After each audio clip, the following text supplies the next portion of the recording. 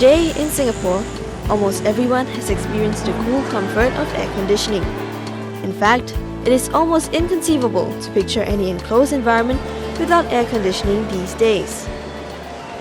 Before the introduction of air conditioning, you went into the cinema, the blinds have to be closed to darken the hall, and ceiling fans will be whirling above your head. You have the noise, you have very warm conditions.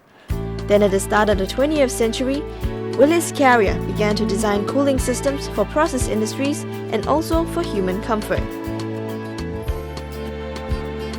In 1932, Carrier Corporation introduced comfort air conditioning for the first time to Singapore and Southeast Asia through the United Engineers Company. Following that, several other air conditioning equipment brands appeared in Singapore, like Philco and Yorkcare. Refrigerators also began to appear on the scene. Just before World War II, Cathay Cinema was air-conditioned. It seemed to introduce a new world into entertainment. When you walk into the Cathay Cinema, it was cool and comfortable, and that was really a transformation. The 50s saw an increase in air conditioning installations. Asia Insurance Building became the tallest building in Singapore to be partially air-conditioned. Raffles Hotel and the Goodwood Park Hotel, too, turned to air conditioning soon after. The use of air conditioning took off in a big way in the 70s.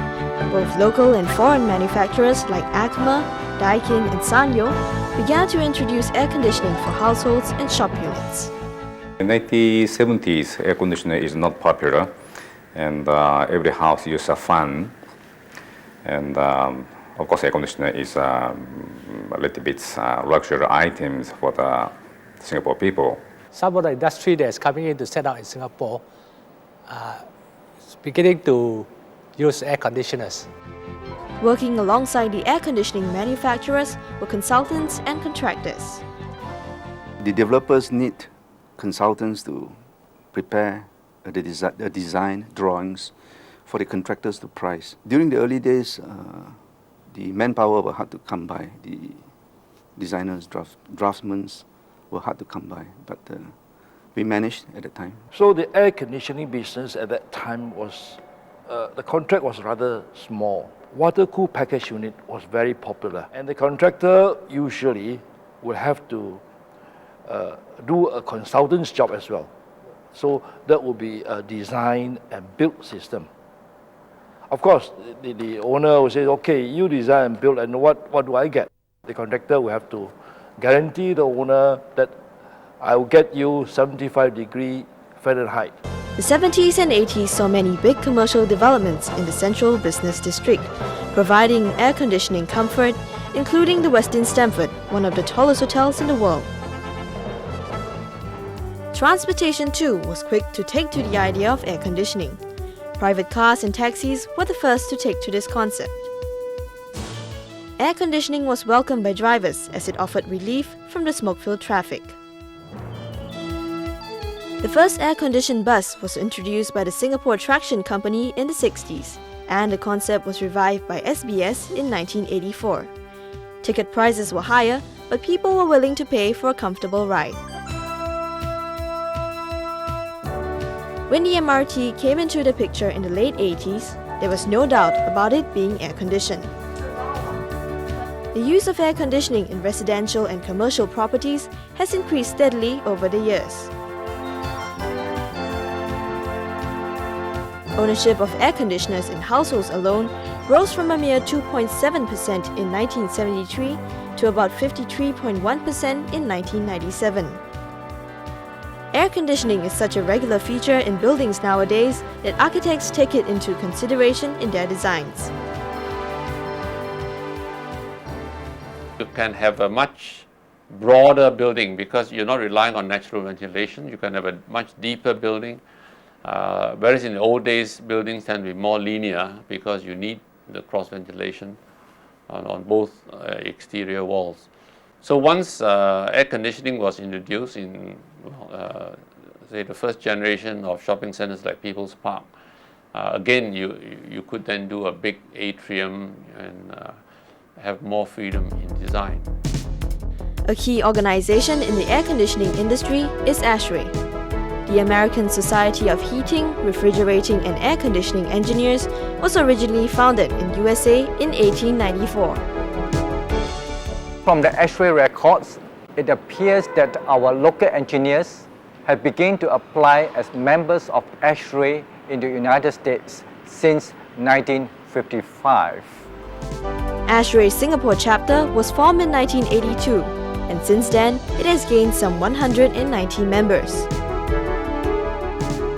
The sole purpose is to advance the arts and sciences of heating, refrigeration, air conditioning and ventilation for the public's benefit through research, standards writing, publications and continuing education.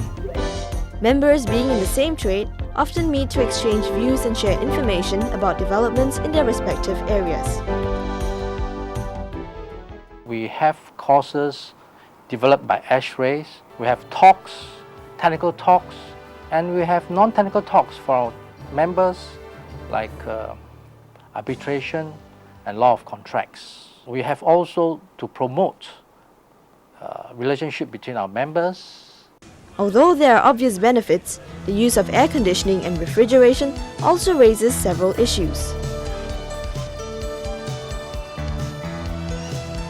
With the increasing use of air conditioning, the health of building occupants has become an industry concern. The main public health concern with air conditioning and mechanical ventilation systems is the risk of Legionnaire's disease. This is caused by inhalation of aerosols contaminated with the Legionella bacteria from poorly maintained cooling towers. Well, we have come up with a code of practice for the control of Legionella bacteria in cooling towers to minimize the risk of outbreaks and occurrence of Legionnaire's disease. We have also published performance-based guidelines for good indoor air quality. The key global issues that ASHRAE and the air conditioning and refrigeration industry have to tackle are ozone depletion and global warming. Our conventional method of producing power also produces carbon dioxide. And carbon dioxide can form a layer around the Earth that stops the infrared radiation from leaving, and this can increase the Earth's temperature. The recent natural disaster, the increase of sea level that affect the coastal areas, the inundating of smaller islands can all be attributed to greenhouse effect or global warming. Besides tackling global issues, the challenge for the air conditioning industry is to continue in its technological advancement in terms of energy efficiency, intelligent controls, and cost effectiveness. Intelligent buildings, for example the Republic Plaza and the Gateway, have dedicated computerized systems that monitor and control the space temperatures in every level of the building inhabited by occupants. There is also more efficient use of energy with better chiller systems. That was 1981. The efficiency for chillers, for big chillers at the time, was about 0.85 kilowatt per ton. And then it drops to 0.75 around mid-80s. And starting early 90s, when people start to know about this global warming potential issue, we can see the efficiency for chillers has improved dramatically. In the 1990s, challenges in engineering designs allowed the use of air conditioning in traditionally non-aircon areas. One example is Bugis Junction, which has its open-air passage air-conditioned. Another challenge is to help mega-sized projects like Suntec City development save costs through large-scale air conditioning. Under such a system, all the air conditioning provisions for Suntec City's complexes are centralized in a single plant room, thus reducing manpower needs, equipment space, capital, and operational costs.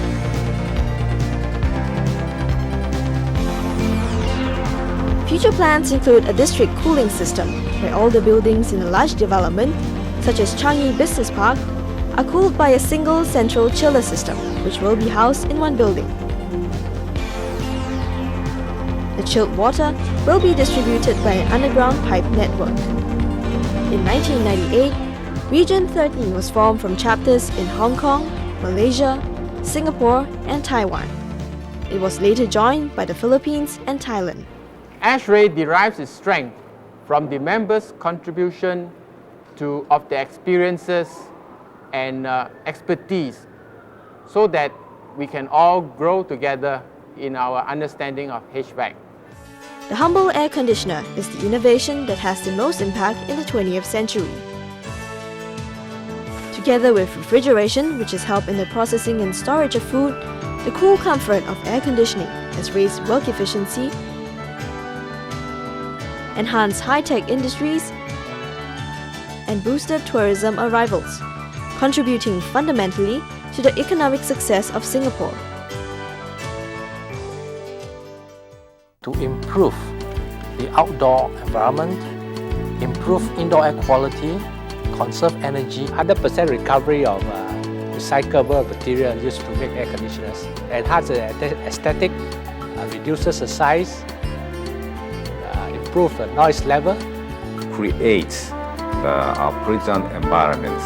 There'll be more and more focus on the use of renewable energy sources. To achieve this aim, it takes a real effort, not just from the side of the engineers, but also the architects who are actually designing the building. It is our hope that all mankind share the concerns of our environment and our Earth's scarce resources, so that together we can enjoy the benefits of technology while retaining the balance of nature.